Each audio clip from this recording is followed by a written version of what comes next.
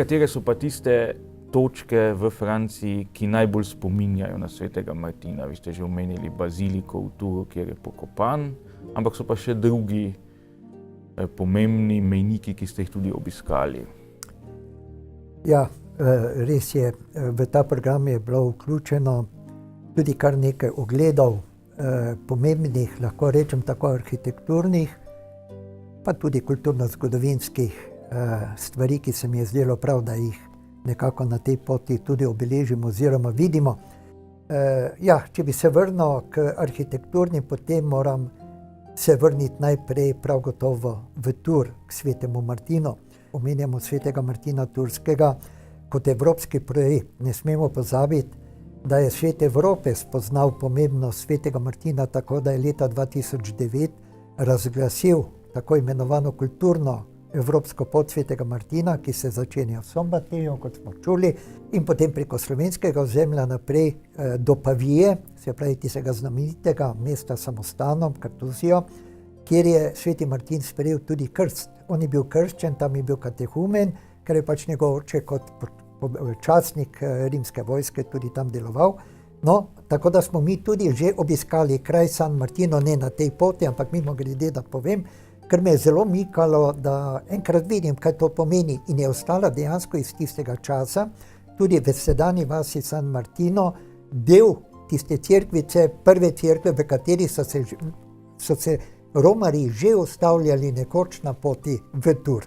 Tako da je to tudi izjemno, seveda mi tega nismo mogli vključiti, da se vrnem v Tours, pa smo v Toursu si ogledali tretjo največjo katedralo Francije, Saint-Gatien, ki je bila nekoč, bi rekel, ena izmed pomembnih romarskih ciljev na poti Romarjev v Santiago de Compostela. Se pravi, na grobu svetega Martina Tourskega, ki je bil pokopan najprej v tej katedrali, so se ustavljali romarji na poti v Santiago de Compostela.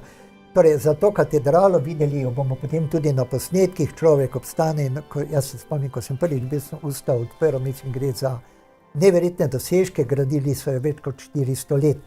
Posebej sem to poudaril zaradi tega, ker se mi zdi, da je prav, da tudi vidimo, kaj je bil človek pripravljen tudi skozi stoletja žrtvovati za to, da je Bogu v čast gradil take, bi rekel, velike stavbe.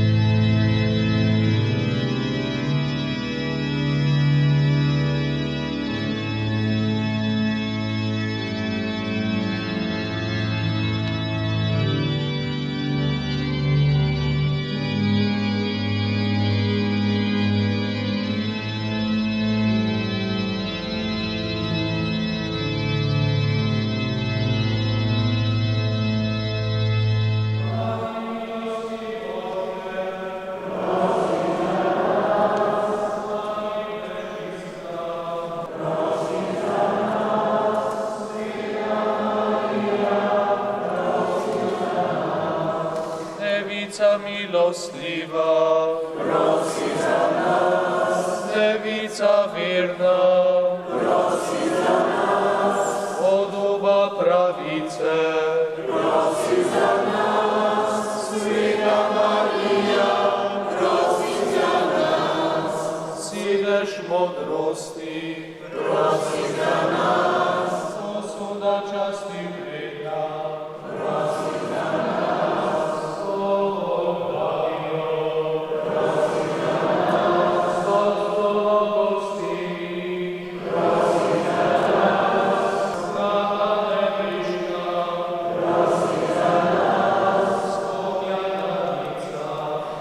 prosi za nas.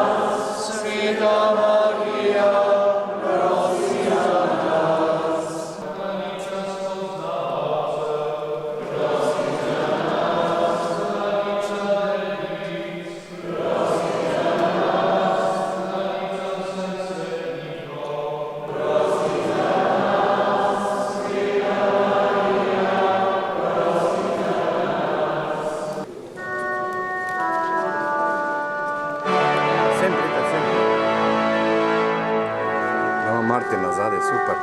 To posnemo.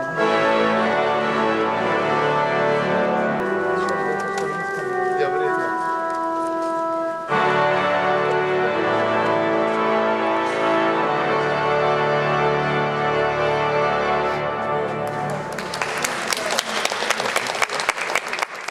Ta stopinja bo blagoslovljena na Martinovo nedeljo, ker bo tudi pot svetega Martina ponovno speljana.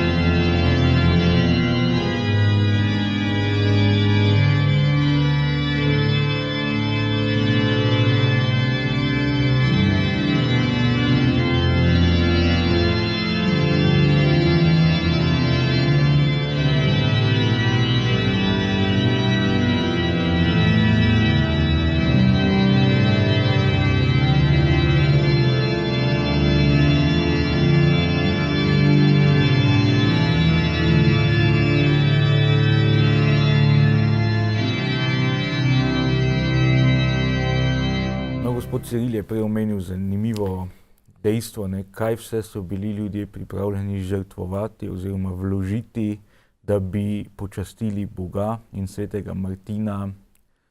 Slišali smo o veličastnih katedralah, o sapojemajočih samostanih, o kriptah. Kako pa si ti kot duhovnik doživljal duhovni utrip današnje Francije, če je to mogoče bilo v teh kratkih 5 dneh, pa bolj kratkih postankih? Kot duhovnik vidim, da skoraj ni tedna, ko ne bi obhajali svetnika iz francoskih tleh. Zdaj, kaj je ta dežela dala cerkvi, svetnikov, krščanske dediščine, to samo gledamo. In bi rekel, od Vincencija Pavelskega, Male Terezije, svetega Martina, torej samo zadnji teden smo jih častili. Se pravi, ne bom zašel skozi celotno leto. Torej zagotovo, ko sedaj spremljam sedanje življenje cerkve v Franciji, se mi zagotovo kot mnogim postavlja veliko vprašanje, kaj se je zgodilo, da je v marsikaterih kazalcih življenje cerkve v Franciji nekako bolj skromno, kot je bilo prej. To je veliko, zdaj ti kot zgodovinar bi tukaj znal še marsikaj razsvetliti. Zdaj z moje strani zagotovo eno veliko vprašanje, na katerega mogoče tudi nimam odgovora. Mene temeljna stvar, ki me je spremljala vse te dni, je, veste, bi rekel tako, ko sem opazoval te neverjetne umetniške bisere, gotike, romanike, baroka, francoskega, ne? Se mi je zdelo en taki velik poklon, pa hkrati vprašanje, glej, kaj pa danes, ne? Koliko znamo, ne samo Francozi kot domačini, koliko znamo mi danes črpati iz preteklih naših rodov, ki so nam zapustili tolikšno duhovno, kulturno izročilo, ne? Danes pa vemo, da mladi, ali pa ne samo mladi, tudi danes je splošni taki, ne, tako, kaj bomo preteklost, preteklost je nekaj preživetega, ne, odkrivajmo nove svetove, ne, odkrivajmo toplo vodo, a ne. Ja. Ko pa so mnogi tako modro živeli svoje življenje in svojo vero v preteklosti in z tega vidika mi je to romanje bilo tudi ena velika obogatitev, ne. Kulturno-umetniška, seveda verska, pa hkrati torej to temeljno povabilo, vračajmo se k naši bogati dediščini, ne, posebej duhovno-verski. Če bo ta živa, če bo naša vera danes živa, bo zagotovo tudi nastajalo še naprej dovolj skrbi, da bomo vzdrževali vse te umetniške te spomenike, ki so nam zaupani, drugače pa so nam bolj kot ne v breme, ne. Potem verjetno tudi ne bo potrebe po gradnji zidov, če bomo vedeli, odkud prihajamo. Absolutno. Veste, posebej za vidika, ko danes vidimo, koliko je medverskih napetosti v Franciji, ne? Ali pa, bi rekel, tega nasilja. Francija kot dežela nekako laičnosti ali pa skoraj laicizma, ne? Tega nasilnega ločevanja verskega in posvetnega, se zagotovo sooča z eno temeljno dilemo, zakaj se ravno v tej deželi rojeva toliko nasilja utemeljenega na veri, ne? A ne? Se pravi, tukaj je zagotovo za to deželo, pa za cerkev v tej deželi eno veliko vprašanje, zakaj se to dogaja, zakaj ni tistega temeljnega spoštovanja ali pa verske svobode, ki jo tako skrajno zagovarjajo. Veste, v temelju se meni zdi, da tam, kjer jaz ne vem, kaj jaz verujem, kaj jaz mislim, kaj jaz čutim, tam tudi težko spoštujem drugega, ne? Tam se takoj čutim ogroženega, ne? In danes se velik del Evrope, ki je duhovno prazen, vakuum vrednot, vakuum kulture, vakuum navdihov, ne? Najvišja vrednota je uživanje in bi rekel, zunanjost, ne? Tam se takoj, ko nekdo pride z jasno izdelano duhovno podobo, z trdno vero, z jasnimi vrednotami, tam se takoj čutiš ogroženega, ne? In danes se dogaja tale trg jasne identitete in praznega vakuuma v ljudeh in ta trg, se bojim, da bo še rastel, ne?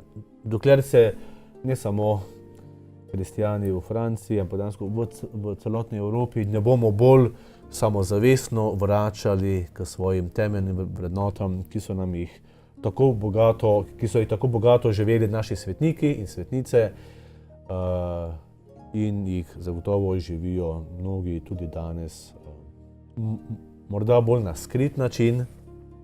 Veste, tudi danes je še veliko krščanskega življenja, ampak bolj skritega, ne? Skritega, anonimnega, zagotovo, morda tudi premalo samozavestnega, ne? Da bi se ga tudi znalo tudi pokazati, tudi v javnosti zagovarjati, zakaj verujem, ne? Nikogar ne silim, ampak samo povem, zakaj verujem, kaj mi pomeni, torej vidik pričevanja. In sveti Martin meni osebno vir ponosa, navdiha in umetniške ustvarjalnosti tudi za današnji čas.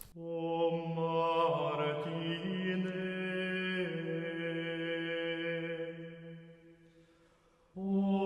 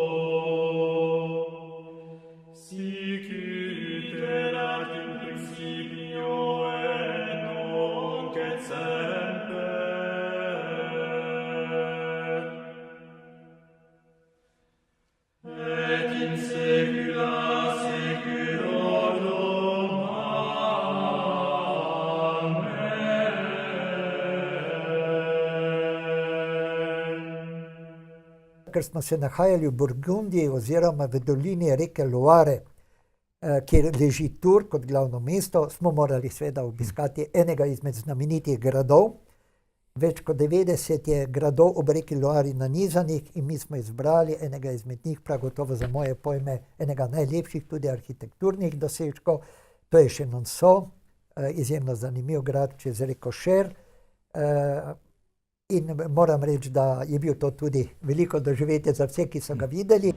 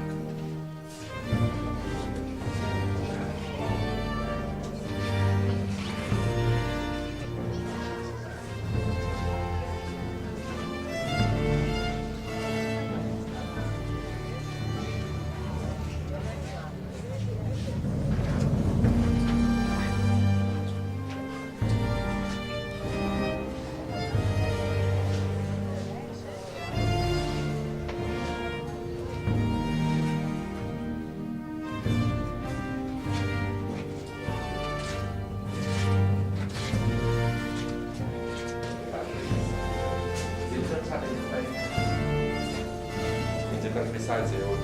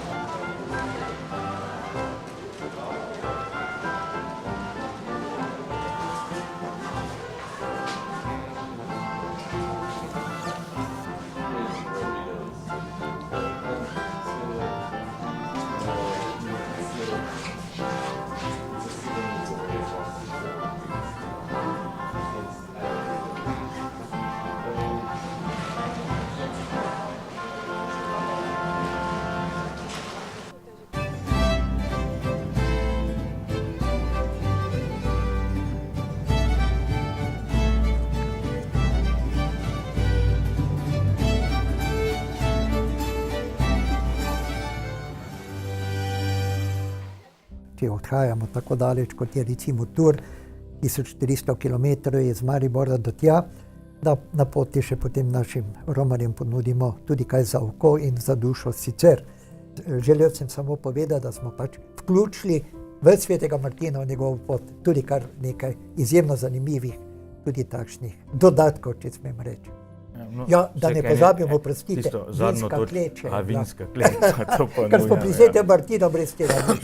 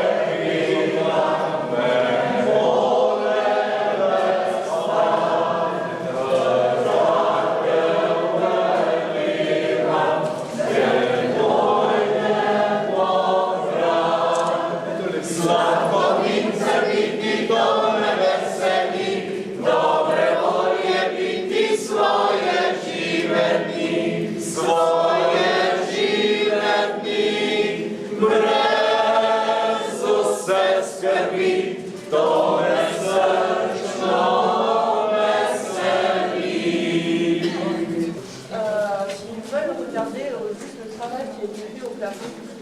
Le plafond il a été fait entièrement par les vignerons. Les sculpteurs ont montré comment ils fait et pendant deux hivers, les sculpteurs se sont mis au travail pour faire le plafond et éviter les pousses en bois. Vedno vas povabi na pokušino, opozarja na strop.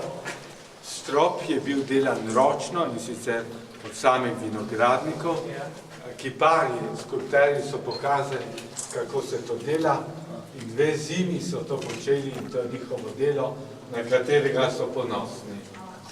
Et donc ici, le rosé et le rouge sont faits avec le même cépage, avec les mêmes raisins. Ce sera toujours du Cabernet Franc.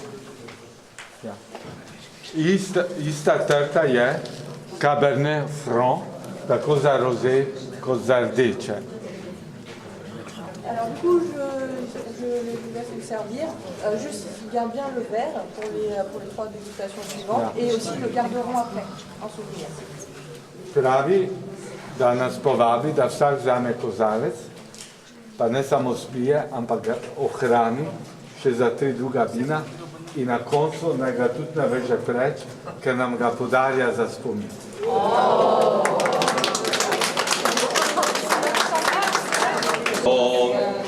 Nički žgredajo, ker vozijo težko, ker vince peljajo, je močno sladko. Sladko vince piti, to me veseli, dobre volje biti svoje žive dni, svoje žive dni. Kresu se skrbi, to me srčno veseli.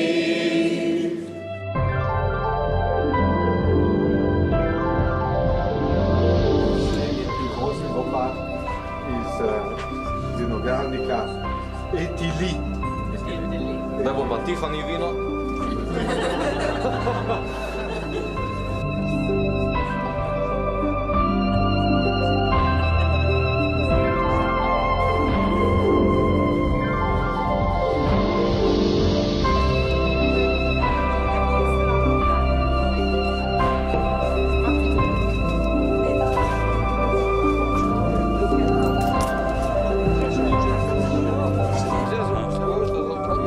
Da se ti tvoj pokaže. Kaj imaš drugače? To je ono četrta, veš, ko bilo najboljše. Ja? Četrta je bilo, ja.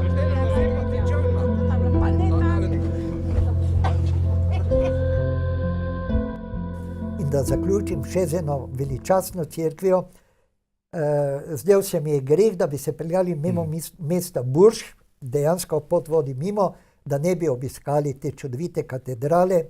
Torej, katedrala v Bourgesu sodi takoj za tisto v Chartru, za katedralo z največjo površino tako imenovanih barvnih oken, ki jih imenujemo vitraji, kot me je poučil en slavist, ne vitraži. Skratka, gre za Sveto pismo stare in nove zaveze, prikazano preko veličastnih podob na oknih.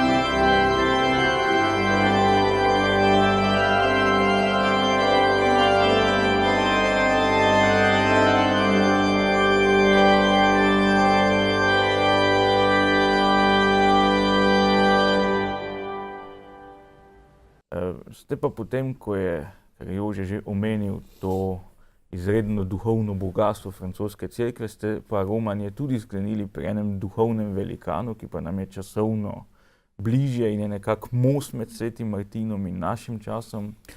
To pa je bil sveti Janez Marija Vianney, ali po domače ga poznamo bolj pod imenom Arški župnik. Ne?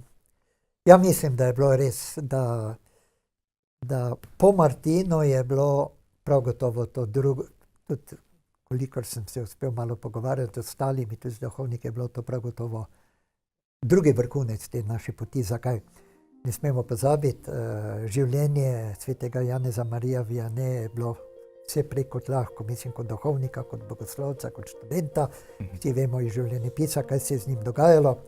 Bolj gre iz tega vidika, da je ta možakar, na katerim so že v času študija praktično vsi dvignili roke in je kar po malem čudežu bil potem tudi posvečen in iz njega, takega preprostega župnika, je postal svetnik našega časa. Jaz mislim, da bi lahko kar potegnili vzporednico z svetim Martinom, ne toliko v smislu materialnih dobrin, ki jih je razdajal, ampak tistih njegovih duhovnih dobrin.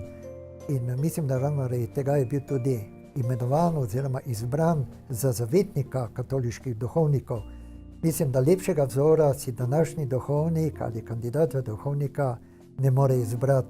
Temu primerno je tudi nadškof Zore nam predstavil tam dobesedno, spet lahko rečem, v stari cerkvi na grobu, ob grobu svetega Janeza Marija Vianneyja, v svojem nagovoru prav ta vidik, in se mi zdi to izjemno pomembno. Arški župnik nam je blizu. Arški župnik je vsem tistim, ki so ga mogoče malo bolj spoznali, tudi lahko samo en velik vzor in en taki smerokaz, ki pelje v pravo smer. Tako da se mi zdi, da je bil izbor, da smo izbrali prav Arš za konec poti, je bil pravi izbor, lahko rečem. Samo to bi še dodal. V začetku sem dejal, tisti program, ki ga imamo po poteh velikih francoskih svetnikov, ki tudi zajema sveto Terezijo, deteta Jezusa, Mont Saint-Michel in tako naprej. Skratka, v vse te programe na koncu vključim Ars. Kot piko na i vsega tistega, tudi duhovnega dela, ki ga doživljamo v Franciji, to, o čemer je govoril malo prej.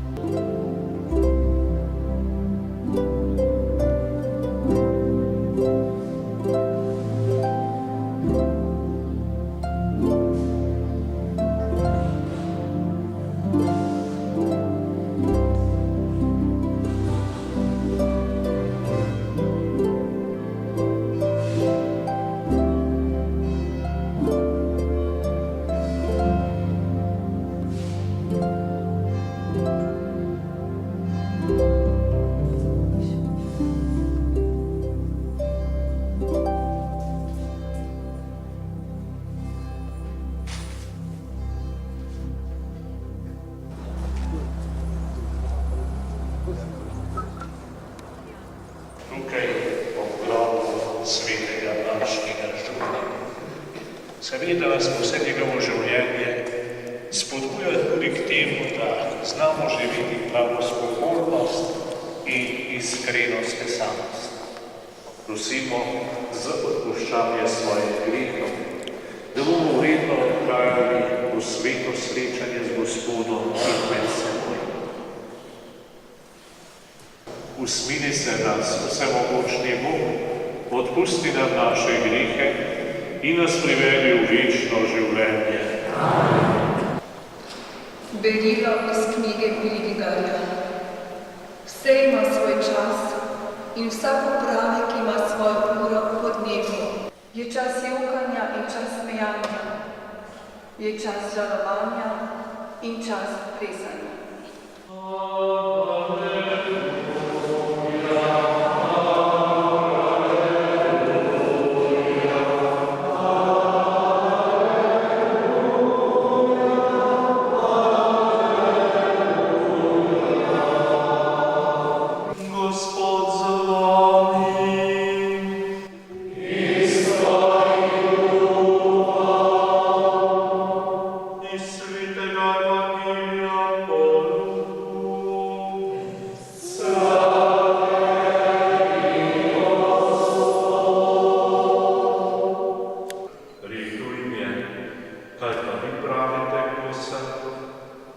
Spregovoril je Peter in rekel, Božji masinjenec. On pa je strogo prepovedal to, komu praviti, in je povedal, sin človekov mora veliko trpeti in biti završen po starešinah, velikih duhovnikih in pismukih in biti umorjen in tretji dan vstati. Dragi bratje in sestre, romani, dragi bratje in duhovniki, tukaj pri svetem našem župniku, pri svetem Janezu Marijaneju, želim skupaj z vami razmišljati o duhovništvu, nobenih visokih teoloških ali pastoralnih misli, ampak pogled v življenje tega svetnika, ki je prišel sem v Ars zaradi tega, ker so ga imeli za totalno nesposobnega in so verjeli, da tukaj v tej zakotnosti francoskega lionskega podeželja res ne bo mogel delati škode. Običajno delu tega arškega župnika, ki bo nam vsem lahko v spraševanju resnici in morda tudi povabilo, kaj če se spremeni v življenju. Danes začenjal zelo zgodaj. Vrača okoli 11 zvečer. Ves ta čas je bil namenjen pastoralnemu prizadevanju, molitvi, spovedovanju, nadjevanju. Arški župnik velja za preprostega dušnega pastirja, skoraj bi včasih imeli za nekoliko omejenega, za nekoliko prikrajšanega v njegovem intelektu. S tem Božjim bližinjem Jezusu Kristusu, v krističnem Bogu, je živel skozi vse življenje. Seveda je bila pa posledica teh zunanjih okoliščin, da ni moral obiskovati šole. Ko je večina izmed nas skoraj maturirala, opravila zrelostni izpit, se je on začel učiti abecedo. Ampak so prihajali k njemu z vseh koncev Francije zato, da so doživeli veličino in milost Božjega usmiljenja, da so doživeli, kaj je odpuščanje. Jezus je svoje učence, kot smo slišali v Evangeliji, postavil vprašanje, kaj bi pravi, kdo sem? Kdo je Jezus? Odgovarja nam sveti Janez Marijanej. Ne z razpravami, ne s teološkimi traktati, ampak s svetim življenjem. In sveto življenje, dragi bratje in sestre, zlasti, dragi bratje duhovniki, je edina verodostojna beseda o Jezusu Kristusu in o Bogu. Podeli našim rajnim župnikom in drugim dušnim pastirjem plačilo v družbi njihovega nebeškega vzornika Janeza Vijaneja. Vzemite in jejte od tega vsi. To je moje telo, ki se daje za nas.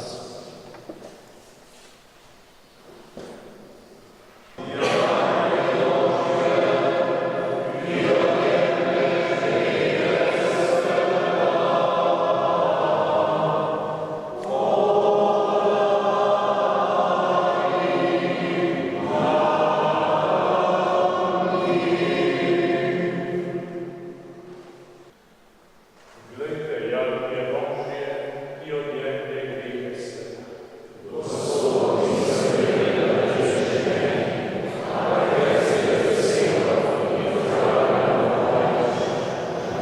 Uživa tako, uživa v petku.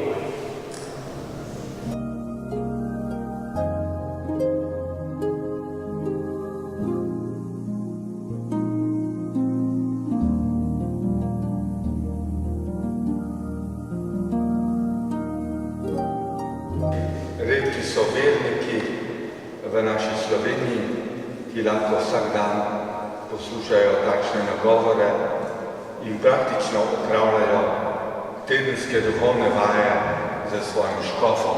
Videli smo, da je po vzoru aškega župnika naš nadškof veliko premišljeval, da nam je iz srca govoril. Vse je bilo lepo, posebno pa še ta zaključek, saj je ni hotel razkril, da je bil prevajalec spisov in knjig o svetemu Janezu Vijaneju. Hkrati tudi hvala našim organizatorjem Cirilu Aritursu, da so imeli pogum zagrabiti takšno romanje. Vemo, da turistične agencije rade organizirajo turistične stvari, kulturo, duhovnost, kar je prvenstveno, pa ne malo upa postavljati na prvo mesto. Prisrčna zahvala gospodu Nadškofu, gospodu patru dr. Idiju Kovaču, vsem vam, dragi duhovniki, da ste nas tako spodbujali na tej poti. Vam, drage romarice in romari, želim srečno vrnitev na domove.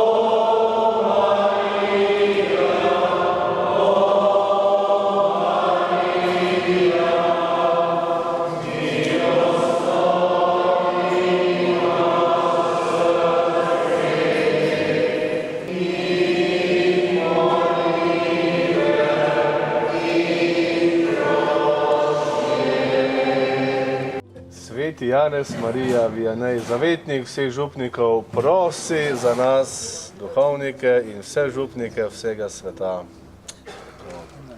Amen. Je še čisto osebno dodal eno stvar, ki sem jo doživljal na tem romanju, pa tudi jo doživljamo duhovniki zadnja leta, sklepam, da širše v Sloveniji.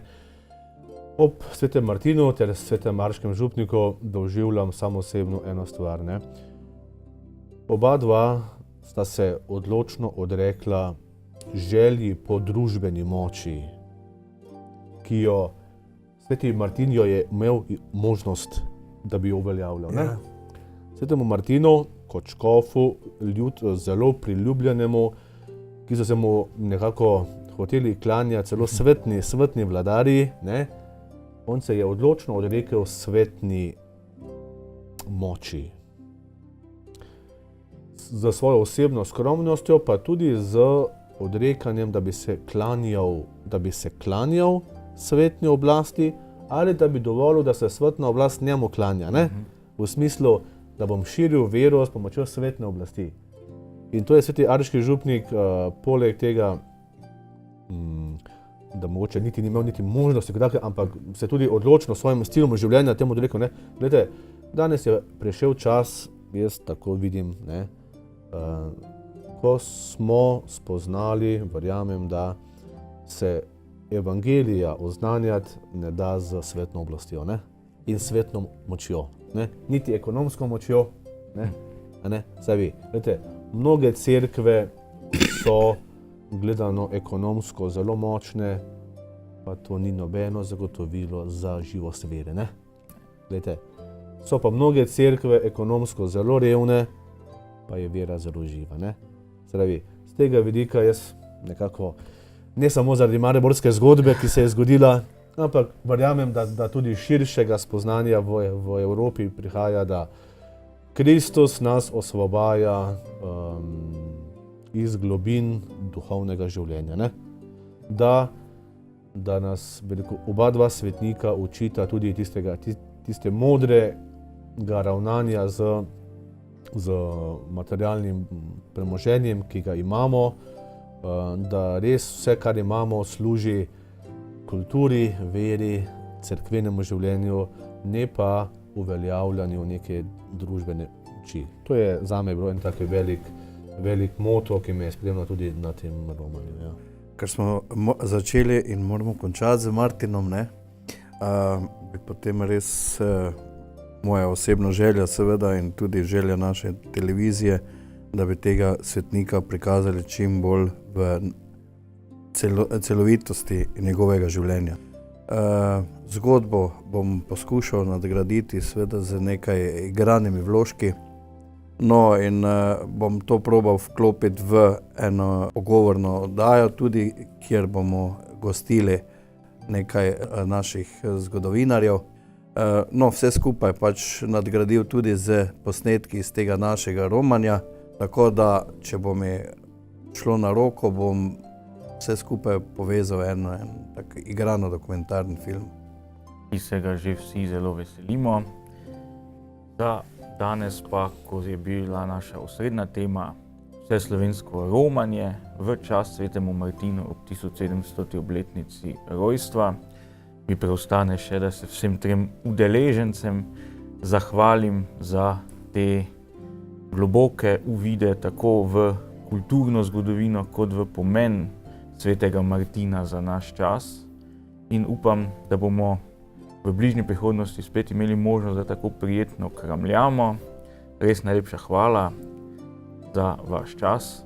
Vam, drage gledalke in gledalci, pa se zahvaljujem, da ste ponovno skoraj uro preživeli v naši družbi in vas vabim v to isto družbo v ne preveč oddaljeni prihodnosti.